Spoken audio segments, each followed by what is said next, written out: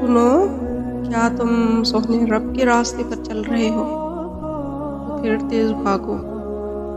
भागना मुश्किल लग रहा है तो ऐसा भाग लो यार। थक गए हो? नहीं नहीं, थकना नहीं तुमने। एक काम करो, तुम आहिस्ता आहिस्ता चल लो। ये भी मुश्किल है तो घसीट लो ना यार खुद को।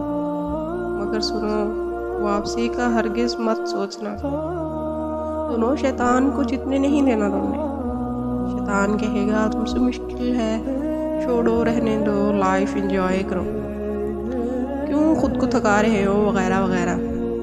मगर सुनो, तुम कर सकते हो, तुम कर सकते हो, तुमने करना है। सोहना, अल्लाह तुम्हारे साथ है।